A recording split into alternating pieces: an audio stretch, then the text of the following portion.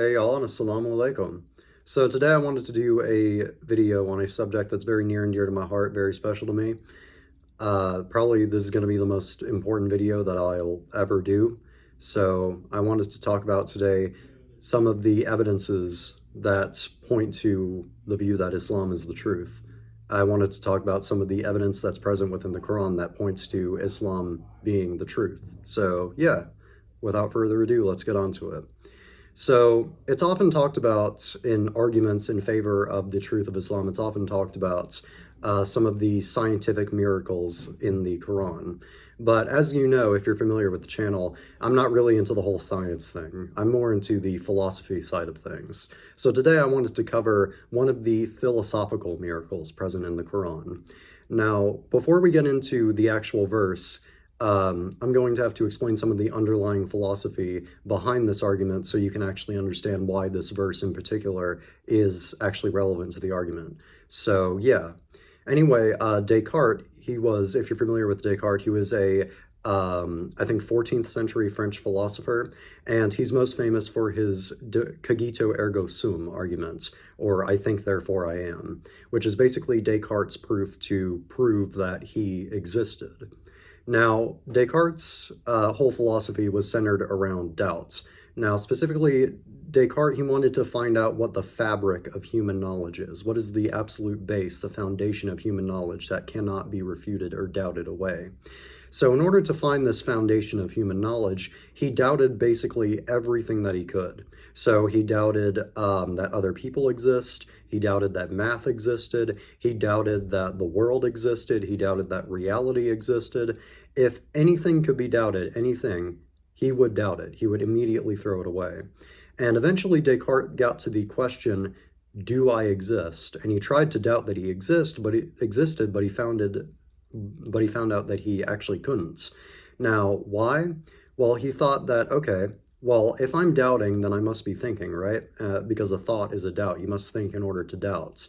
So I can't doubt that I exist because I'm the one thinking, I'm the one doubting. So I can't doubt that I'm doubting because that in of itself is a doubt. So therefore, I must exist. Now, this is, as I stated before, one of the most famous arguments in all of philosophy. But just because it's famous doesn't mean it's accurate. You see, there are a lot of issues with Descartes' argument, and a lot of modern-day philosophers don't really consider it to be a good argument at all. And one of the most famous refutations of Descartes' argument is the argument that he proved the existence of thought, not of the individual that he considered to be himself. Because, you see, Descartes could have just been, you know, the projection of another entity, another thinking entity, and he could have just been deceived into thinking that, you know, this thinking entity that was projecting its thoughts onto him, or quote-unquote him, was him, and this would lead him to falsely believe that he existed, when in reality, it was just, he could have just been an extension of like another thinking entity or another thinking thing, right? So this argument doesn't necessarily prove the existence of an individual mind or an individual in the first place. It just proves the existence of thought. It just proves that something somewhere is thinking. So with this new knowledge, let's kind of evaluate it and see where it takes us. So now that we have this collection of thoughts, we're going to have to say that, okay, well, this collection of thought, because it is the concept of thought itself, then it must, you know, kind of contain all possibilities of thoughts, right? Because if something is the possibility, if you have like the concept of thought, then obviously all thoughts that are possible must be contained under this concept, right? So you have the existence here primarily of a collection of thought, right?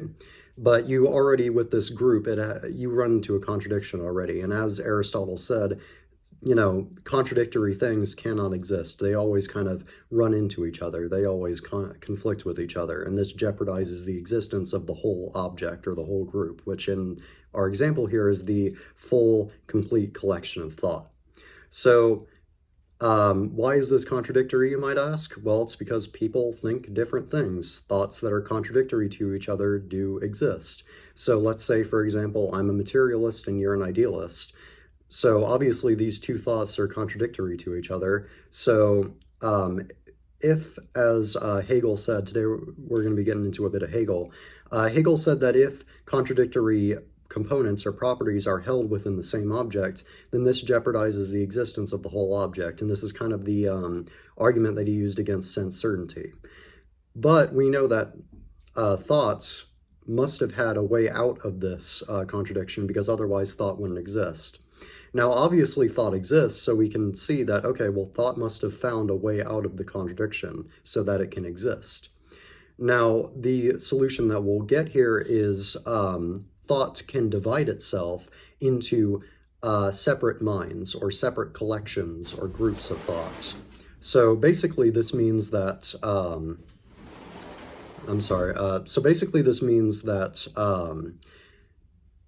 thoughts, at first it was divided, it was a collection of all different thoughts. It was a whole unity, a whole group, and then it encountered contradictions, and then it divided itself into different groups or different minds. So now that we have a collection of thoughts and we have different minds as a result of a contradiction, this division of different minds as a result of a contradiction, we can now see that, according to our basic philosophical model here, we had one singular mind, one singular collection of thought, one single soul, basically, whatever you want to call it. And then this one single soul was divided into many groups of thoughts, many minds, many souls. So because all these terms are basically interchangeable with each other, you can kind of see that, okay, well, according to our basic model here, we started off as one soul, and then we divided ourselves into different souls or different minds or different collections of thought, however you want to put it. Now, this is where the verse comes in. This is where we actually get to the important stuff. So in the Quran, Surah 31, which is Luqman, Ayah 28, according to the translation, the Quran roughly says, you started off as one soul, and then you were divided into many souls. So you can obviously see here that this is a direct, restatement of the same philosophical model that we just said. So you start off as one soul, one mind, one collection of thought, and then because of a contradiction in thought, you are divided into many souls, many different minds, many different collections of thought. So you can see here that the Quran is basically directly stating what we can find out if we are to go into kind of the foundation of philosophy, or the foundation of how minds and thoughts form, basically. So if you go into the foundations of ontology and epistemology, you can see an exact mirror of what the Quran is saying. Now, in the same verse, it says that you will be returned to Allah subhanahu wa ta'ala as one thought, or one soul, or one mind, right? And this also directly mirrors what modern-day philosophers say as well. So with modern-day philosophers such as Nix Land or Nick Land, for example, so in a lot of accelerationist philosophy, you can kind of see the notion that because of a techno-capital singularity, or because of the embracing of our wired double, which we'll get into all that different stuff when we cover cybernihilism and Nick Land and accelerationism and all that cool stuff, you will return to objective reality as a group, one single group, one collection of thought, one mind, one soul. So you can also see, even in modern philosophy, a direct mirror to what the Quran is claiming. So, of course, this isn't concrete, absolute proof that the Quran is true. It could, hypothetically just be a coincidence, but personally, for me, I think it's pretty unlikely that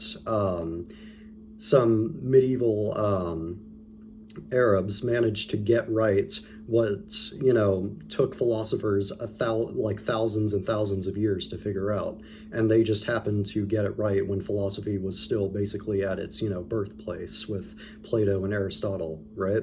So, yeah, that would basically wrap up the subject, wrap up the video as a whole. Thank you for watching.